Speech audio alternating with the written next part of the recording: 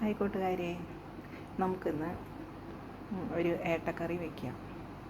അതിനായിട്ട് നമ്മൾ ഏട്ട കഷ്ണങ്ങൾ നന്നായി കഴുകി വൃത്തിയാക്കി അതിൽ ഉപ്പ്, മുളക്, മഞ്ഞൾ, മസാല, കുരുമുളക്, പെരിഞ്ചീരകം എല്ലാതും കുറച്ച് വിനീഗറും എല്ലാം കൂടി തിരുമ്മി പരട്ടി ഒരു മണിക്കൂർ നമുക്ക് വയ്ക്കാം. പിന്നെ നമുക്കിനി കറി വയ്ക്കേണ്ടത് നോക്കാം. ആദ്യം തന്നെ നമുക്കൊരു ചീനച്ചട്ടി അടുപ്പത്ത് വയ്ക്കാം. ചീനച്ചട്ടി അടുപ്പത്ത് വെച്ചിട്ട് വെളിച്ചെണ്ണ ഒഴിക്കുക. വെളിച്ചെണ്ണ ഒഴിച്ചിട്ട് പിന്നെ നമുക്ക് ഉലുവ പൊട്ടിക്കാം.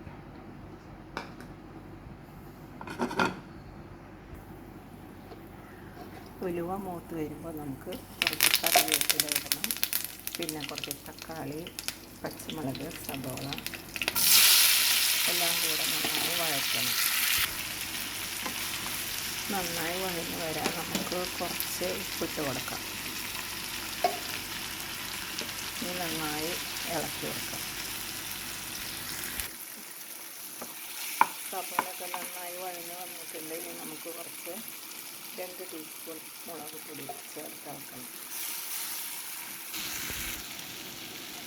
മാങ്ങ ഇടുന്നുണ്ട്, എന്നാലും കുറച്ച് കുടപ്പുളി കൂടി ചേർക്കാം. നന്നായി വഴന്നു വന്നു. ഇനി നമുക്ക് ഇത് ചട്ടിയിലേക്ക് പകർത്താം. മീൻകറിയല്ലേ, അപ്പോൾ പിന്നെ ചട്ടിയിൽ വെക്കുന്നതായിരിക്കും ടേസ്റ്റ് ഉണ്ടാവുക.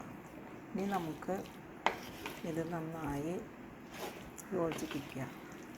എന്നിട്ട് നമുക്ക് കുറച്ച് വെള്ളം ഒഴിച്ച് തിളപ്പിക്കാം.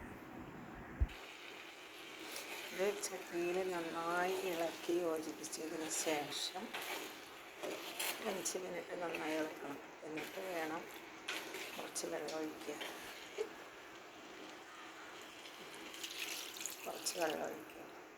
ഇനി നമുക്ക് മാങ്ങ 2 മാങ്ങ അതും കൂടെ ഇട്ടിട്ട് നന്നായിട്ട് തിളപ്പിച്ചെടുക്കാം. ഏട്ടമീൻ വയ്ക്കുമ്പോഴുണ്ടല്ലോ, അത് തിളച്ച് വരുമ്പോൾ അതിൻ്റെ ഉളുമ്പ് നാറ്റം പോകാൻ വേണ്ടിയിട്ട് നമ്മളിങ്ങനെ ഒരു തുണി ഇങ്ങനെ നനച്ചിട്ട് ഇതിൻ്റെ അടുപ്പിൻ്റെ അവിടെ ഇങ്ങനെ മുകളിൽ വെച്ചാൽ മതി. അപ്പോൾ ഇങ്ങനെ ഇത് തിളയ്ക്കുമ്പോൾ അതിൻ്റെ മണം അങ്ങോട്ട് ആ തുണി വലിച്ചെടുത്തോളൂ. കണ്ട, അപ്പോൾ പിന്നെ അകത്തൊന്നും മീനിൻ്റെ മണം ഉണ്ടാവില്ല.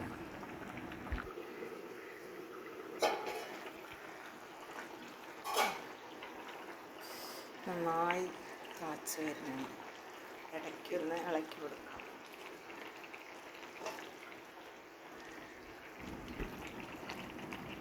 ഒരു 15 മിനിറ്റ് തിളയ്ക്കുമ്പോൾ അത് കുറച്ച് വെന്ത് കാണും മീനൊക്കെ. ഉപ്പും മുളകും പുളിയും എല്ലാം നന്നായി പിടിച്ചിട്ടുണ്ടാവും. ഇനി നമുക്ക് കുറച്ച് തേങ്ങാപ്പാൽ ഒഴിക്കുക.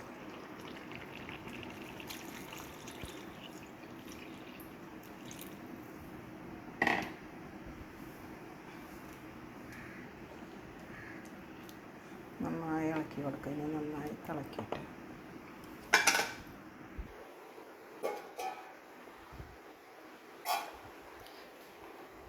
കറി എത്രയൊക്കെ താളിച്ച് വെച്ചാലും ലാസ്റ്റ് നമുക്ക് കുറച്ച് ചുവന്നുള്ളി മൊരിച്ചിട്ടാലാണ് കറിക്കൊരു ടേസ്റ്റ് ഉണ്ടാകുള്ളൂ. അപ്പോൾ നമുക്കതിനായിട്ട് ഒരു ചട്ടി അടുപ്പത്ത് വെച്ചിട്ട് കുറച്ച് വെളിച്ചെണ്ണ ഒഴിക്കാം. എന്നിട്ട് കുറച്ച് ചുവന്നുള്ളി അരിഞ്ഞത് ചേർക്കാം.